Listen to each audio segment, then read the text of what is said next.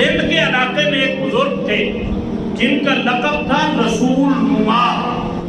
اور ان کی اس لقب کی وجہ یہ تھی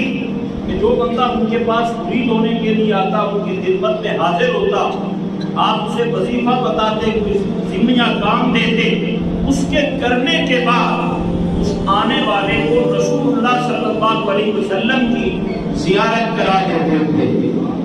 اب کسی کو تعداد دیتے ہوئے تو اتنے لاکھ بار بندے پاک مار گیا، کسی کے دل میں ہوتا گھر کا سارا مال کھا کے خیرات کر کے آ، کسی کو کہہ دیا جاتا کہ تو وطن سے ہجرت کر کے فلاں علاقے میں چلا جا۔ جو آنے والے کی حالت کے مطابق مناسب سمجھتے وہ حضور اس کے ذمہ لگاتے، وہ کام کرتا، وہ حضور کا دیدار کرا دیتے صلی اللہ علیہ وسلم۔ ایک مرتبہ ان کی زوجہ وہ آپ کی خدمت میں عرض کرنے لگی کہ حضور لوگ آتے ہیں، آپ ان کو کام دیتے ہیں، وہ کام ہو جاتا ہے تو آپ انہیں حضور کا دیدار کرا دیتے ہیں، میں بھی آپ کی دیرینہ خادمہ ہوں، آپ کے بچوں کی خدمت کرتی ہوں، آپ کے مہمانوں کی خاطر تواضع کرتی ہوں، جو آپ کے کام ہوتے ہیں وہ سارے میں نبھاتی ہوں، مہربانی فرمائیں مجھ پہ بھی کرم فرمائیں کہ مجھے بھی رسول اللہ صلی اللہ علیہ وسلم کا دیدار کرانا۔ آپ نے فرمایا کہ ٹھیک ہے، چلو کل انشاءاللہ تجھے بھی سرکار کی زیارت کروائیں گے۔ اللہم صلی وسلم وبارک علی سیدنا و مولانا محمد وعلی آلہ و اصحاب سیدنا و مولانا محمد وبارک وسلم۔ اب بزرگوں نے جب فرمایا، یہ تو تھا نہیں کہ اس عورت کو شک ہوتا کہ پہلی بات تو یہ معاملہ نہیں تھا، وہ جس کو فرما دیتے پھر اپنی نظر عنایت سے زیارت ضرور کروا دیتے۔ اب یہ خاتون بڑی خوش تھی، ان کی زوجہ تیار ہو کے بیٹھی کہ محبوب سے ملاقات ہے، نیا لباس بن سمر کے اپنی مساق کے مطابق بیٹھی۔ بزرگ گھر آئے، انہوں نے دیکھا کہ یہ کیفیت تو ہے کہ رسول اللہ صلی اللہ علیہ وسلم کی زیارت والی کو نہیں ہے، کہ اس بارگاہ میں تو عاجزی پسند ہے، اس بارگاہ میں تو جھکاؤ پسند ہے، اور یہ تو بن سمر کے بیٹھی ہے۔ اب اس بزرگ نے ایک ہیلا بنایا اور سبب کیا، فرمایا ان کے گھر تشریف لے گئے، ان کے میکے اپنے سسرال،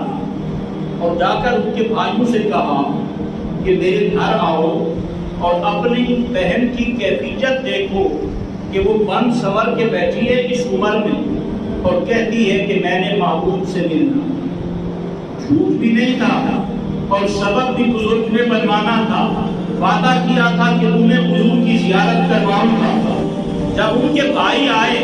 اور انہوں نے دیکھا کہ واقعی وہ بن سمر کے بیٹھی، پوچھا کہ خیر تو ہے اس عمر میں بن سمر کے کہاں کی تیاری ہے؟ اس نے بھی حقیقت بتا دی کہ جانا تو کہیں نہیں، محبوب سے ملنے کے انتظار میں بیٹھی ہوئی۔ تو انہوں نے جو سمجھا اس کے مطابق اپنی بہن کو مارنا پیٹنا شروع کیا کہ اس عمر میں تیری یہ حالت ہے، تو محبوب سے ملنے کے لیے بیٹھی ہے۔ جب انہوں نے سدو کوب کیا، مار پٹائی کی، وہ مار کھاتے کھاتے گر گئی اور روتے روتے اس کے آنسو نکل آئے، اور اسی رونے میں انہی آنسو کے بہاؤ میں اسے کمری والے کا انتقال ہو گیا۔ وہ اپنے گھر چلے گئے، بزرگ اپنے ٹھکانے پہ تھے۔ جب شام کو واپس جب وہ گھر ہوئے تو بیوی رو رہی اور روتے ہوئے عرض کرتی ہے حضور دیدار تو کروا دیا مگر یہ اتنا مار کیوں لگوائی؟ فرمایا جس کیفیت میں تو بیٹھی تھی دیدار اس حالت میں نہیں ہوتا، دیدار کے لیے رونا شرط ہے۔ جب روئی تو پھر رسول اللہ صلی اللہ علیہ وسلم کی ذات رحمت للعالمین ہے، انہوں نے بھی اپنا جلوہ تجھے دکھا دیا ہے۔ تو رب کی بارگاہ سے طلب کرنے سے رب راضی ہوتا ہے، جو بار بار اس سے مانگے اس پہ راضی ہوتا ہے، اور اس سے پانے کا ذریعہ یہ ہے کہ بندہ اپنے گناہوں کو یاد کر کے روئے۔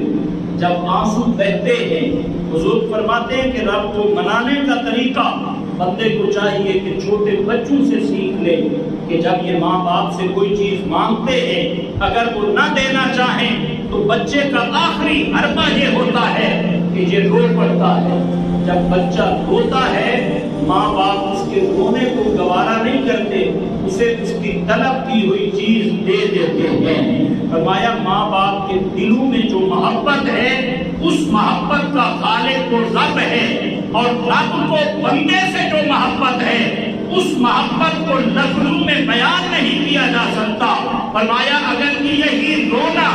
بچے سے بندہ سیکھ لے اور رو کر رب سے کوئی چیز طلب کرے, اس کو منانے کی کوشش کرے, اس کی محبت بے انتہا ہے. وہ اللہ کریم اپنی رحمت سے اس رونے والے کی خالی جھولی بھر دیتا ہے.